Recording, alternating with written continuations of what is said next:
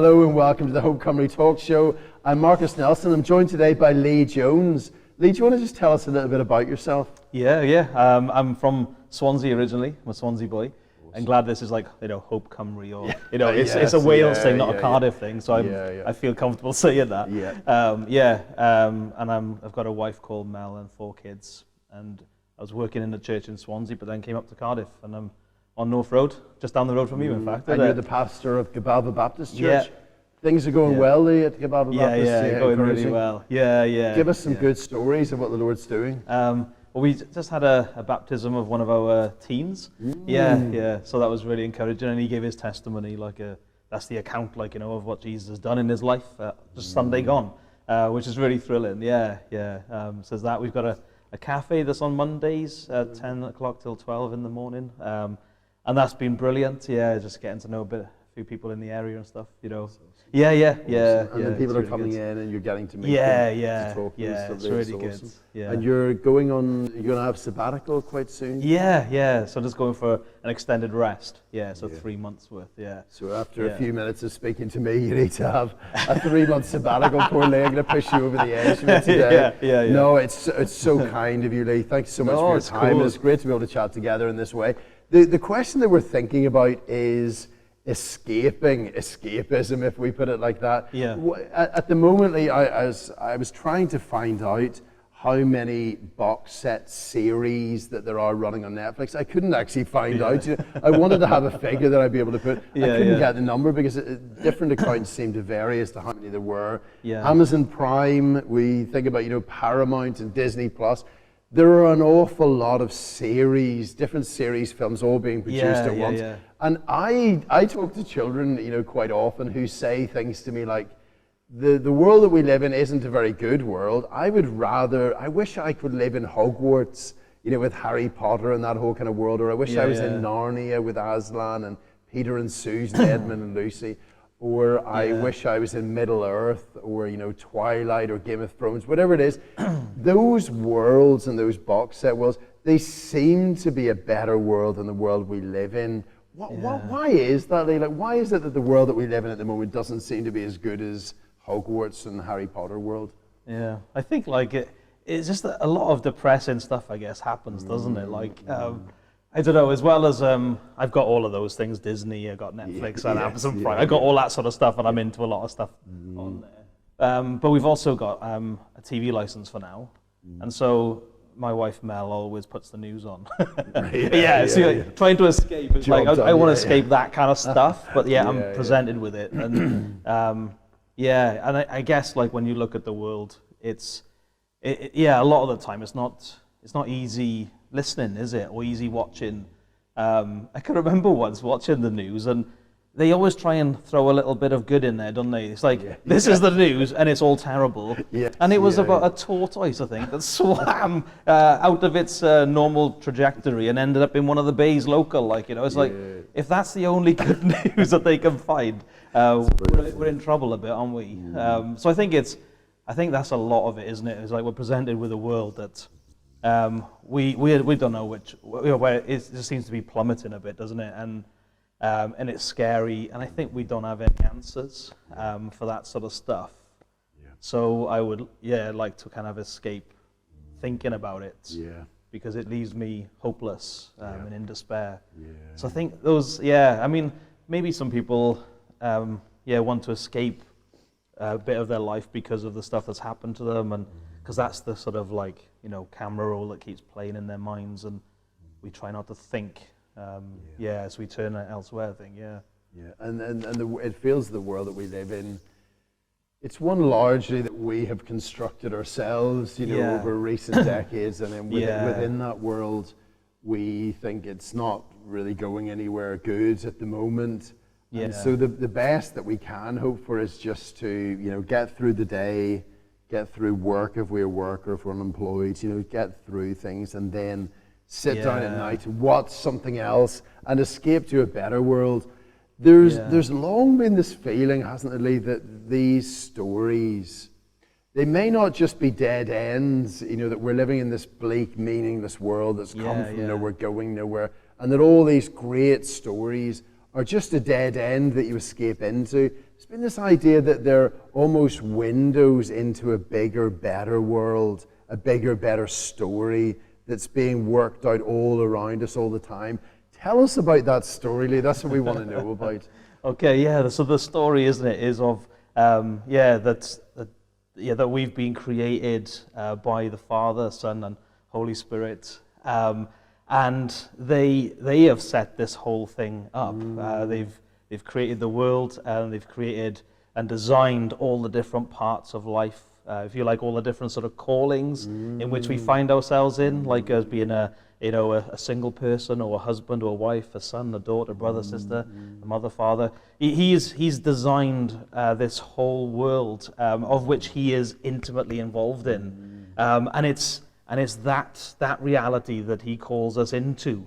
Yeah, we've done all that we can to kind of rip him out of it. So our existences are very separate, we think, from him. We've done a lot of work on that, but that can't stop him from being involved. I think we think of God as he's someone like us who is a bit of a despot, and if only we can overthrow him, we then can take up the reins. All of the ways in which he uses to kind of maybe dominate us as what we think of him, we can just pick those up and do it ourselves. But he isn't one of us. He is the creator God who has designed our life here on planet Earth, and the one who underpins the whole universe and the whole world. And so he is different from us. Yeah. And he calls us into a life which is full of purpose and full of meaning. And we are kind of broken off from that.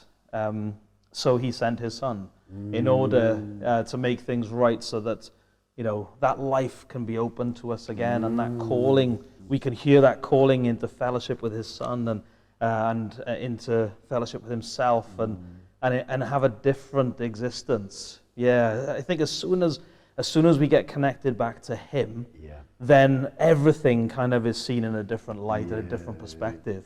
And any other life is it's losing the plot, isn't it? In a sense, it's like you sort of like, we say that often in life, do we? Somebody that's just gone off, and one will say, "Oh, he lost the plot." Yeah. But as a culture, sort of more widely, and as the human race, like in general, right across the world, we have, in a sense, lost the plot. It's this amazing story of Jesus and his love and all that his Father feels about us, wants to do for us, this incredible world they brought us into. And we're, off in the corner doing something entirely different. And we're cutting ourselves off from that. But he wants to bring us back into that reality. Yes, that's right. Yeah. And he's done everything in order to do that, isn't it? In sending his son Jesus.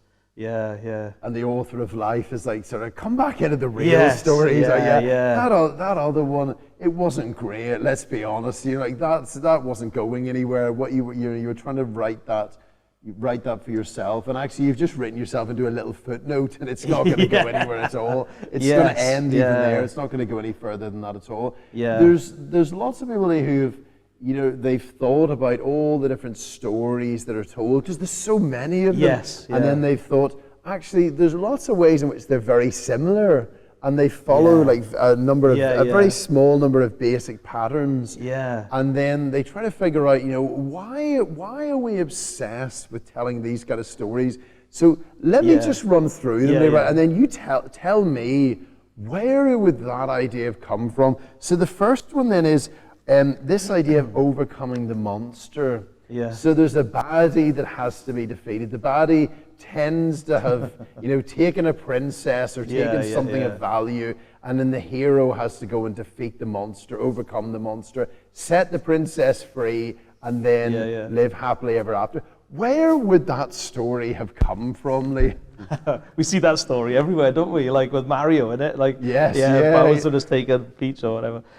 So that story is from back in the days when we were in the Garden of Eden. So there's already a fellowship going on, isn't there? The Father, Son, and Holy Spirit, and he creates us to share that life. But then we get snatched out of that kind of existence. And it's part, we're partly responsible for that, and but we feel that sort of like extradition from that kind of way of life, and we're taken captive, prisoner. Yeah, it's through the devil and all of his doctrine and teaching have now overwhelmed us and become part of us. Yeah, so we've been snatched away, and and we're in desperate need of rescue.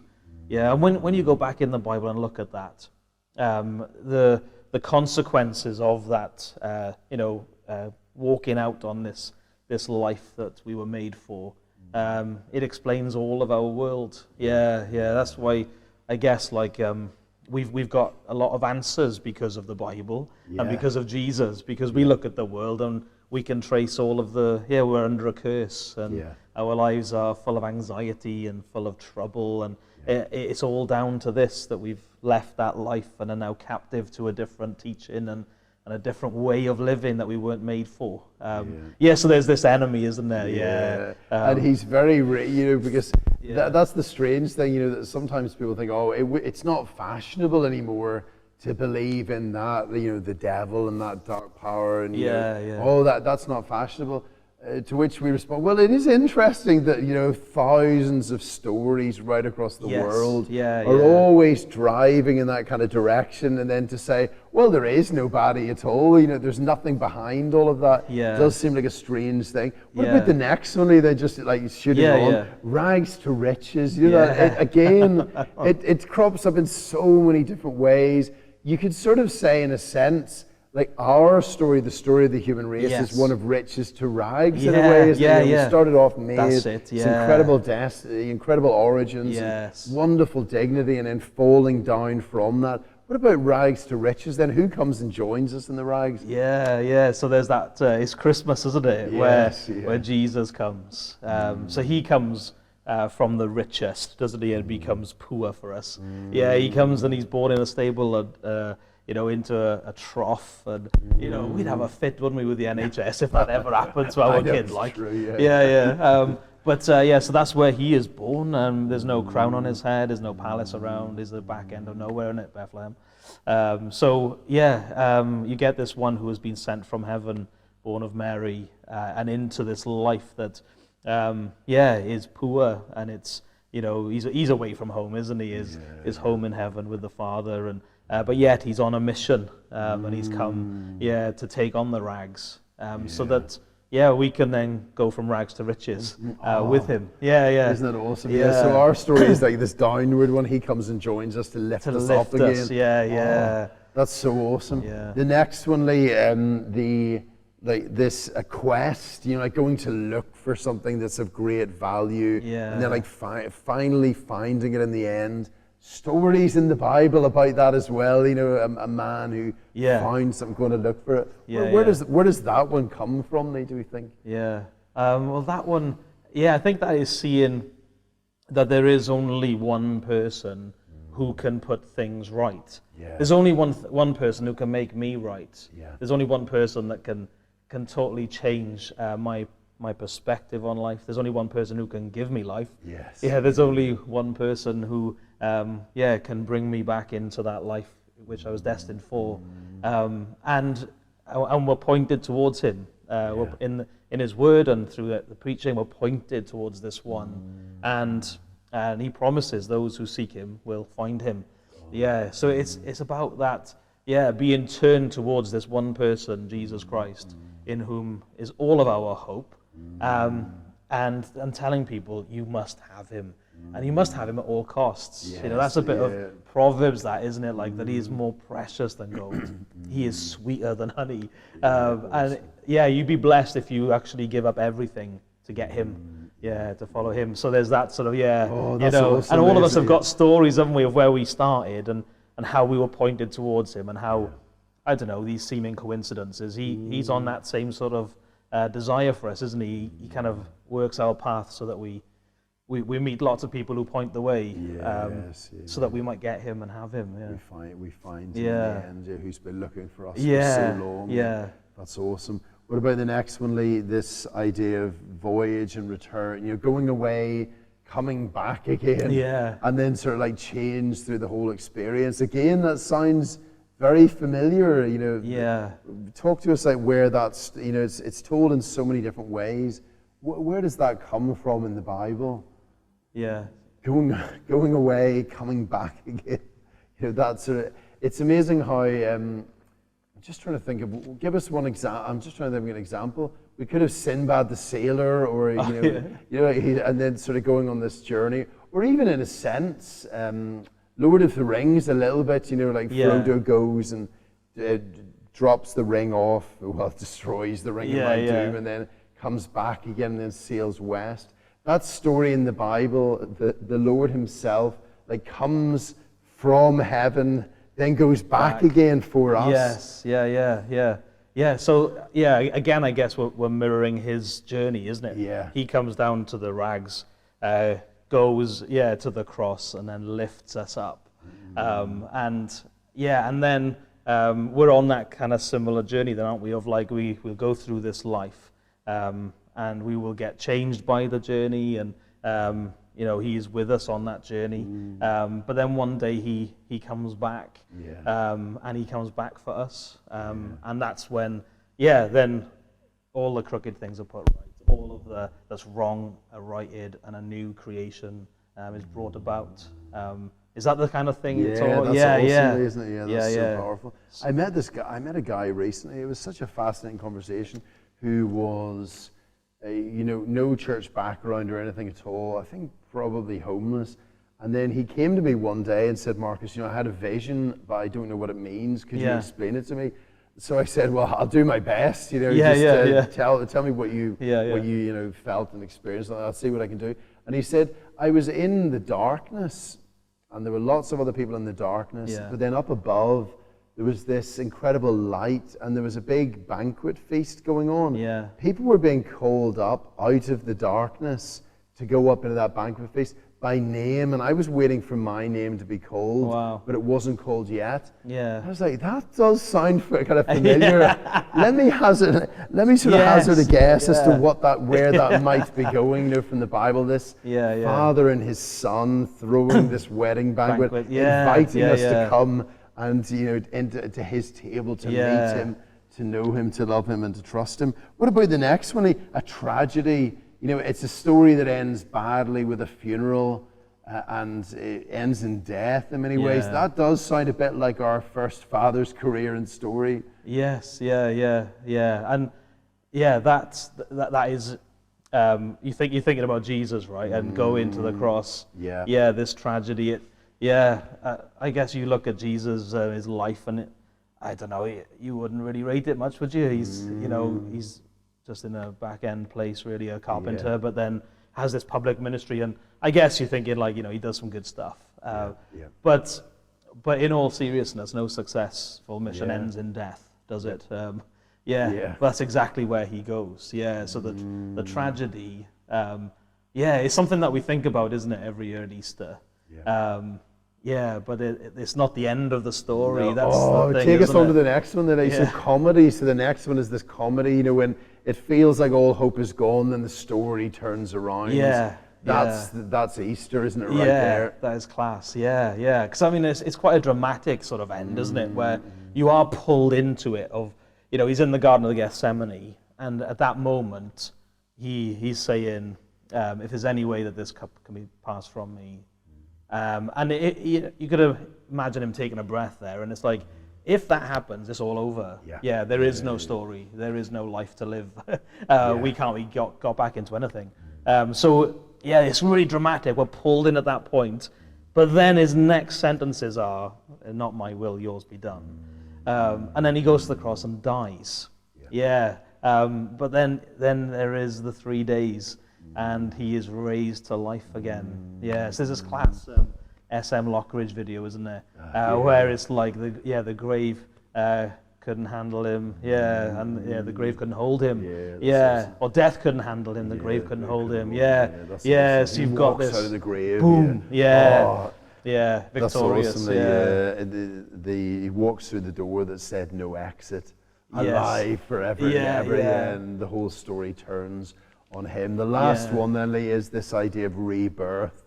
Like a new beginning, a new start. That's what Jesus, who is alive, offers to each one of us. That's right. He calls it like being born again, isn't it? Like, What does that mean, Lee? What does that mean? So that means like that, in order for us, to know life with him and to be back into that life which he shares, it's like it's saying that we have to have a completely new start. It's almost like we've got to have a completely new existence. To be born again.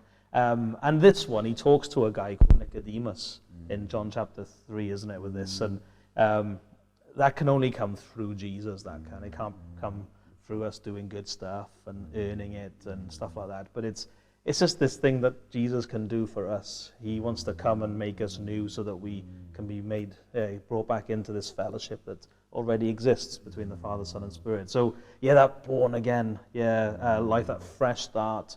All sin is forgiven, you know it, washed clean, no guilt, no shame. That's liberating, for those who do try and escape, because maybe stuff that they've done in the past. Now this is the answer, isn't it? Jesus comes and makes you a new person with a new existence, that you will live on this journey in this life. If you die, you go to be with him until he comes back and makes things new. But that's that fresh start is is a new life, new life which he offers. It's so awesome, isn't it? And in that way, then all of these stories, the stories that we love, in Narnia and Middle Earth and Harry Potter and all those kind of great stories, don't have to be dead ends, but are actually like a window into that glorious kingdom and reality of Jesus himself. Holidays, then, just as we kind of draw to a close, holidays, holy days, used to be something quite different to what they are now. So often it's what we think of as holiday is getting away, escaping. Chewy, they'll like take you somewhere else as far away as you can possibly go from your ordinary life and the ordinary world in which you live in. Thomas Cook, they used to, I always remember that advert they used to run where I think there was a picture of a car in a wet, like a pouring rain in a car park with all the wheels had been taken off it, and it was just propped up on bricks. And then the slogan at the top was "Time to get away." So what they're offering is a getaway. Holidays haven't only been in the past times of getting away. Like, what have they been for the Christian church? Well, they've been times where you get to kind of take a bit of a pause and remember what really is life all about. So for example, Christmas is one of those, isn't it? It looks very different now to what it has in the past, and I think people are just trying to make the most of what they think it's about, isn't it? But in the past it was a pause of like, right, let's take this time and let's remember the one who has come from his riches and come to to live in the rags and walk our path and walk our road and feel our pain, and let's take time to think about him and to celebrate him. I think that's where it's all come from, and you're right, it is so different, isn't it now? A lot of them is like escape to the sun, isn't it? And that's quite it gets a lot of traction in Wales, doesn't it? Escape to the sun, because it's so miserable here. But those holy days would be just contemplating the one who is the Son of God, in it, and has given his life for us, and and then Easter is the resurrection, and aren't when you think about it, aren't those the most crazily good and unbelievably wonderful things? That the eternal God who made the heavens and the earth has come down and been born as a little baby. And that on Good Friday he actually died, and the Son of God died, and then on Easter Sunday that he rose again. If there's anything worth celebrating in the world, it's those things. And as we think, just draw to a close, escapism, there's two kinds of escape, aren't there? There's the escape of the deserter who's sort of, fleeing from the battle scene, and it's a cowardly thing, it's the wrong thing to do. But there's also the escape of the prisoner who's breaking out of the prison which he's being held. We want to, and we can escape from this meaningless, cold, dark, empty version of reality that's being peddled all around us, to come back into that real story, trusting Jesus, following him, living with him, walking in his ways together. That's the best story of all, isn't it? That is the best story, Thanks so much for joining us, Lee. God bless you. Thanks, man.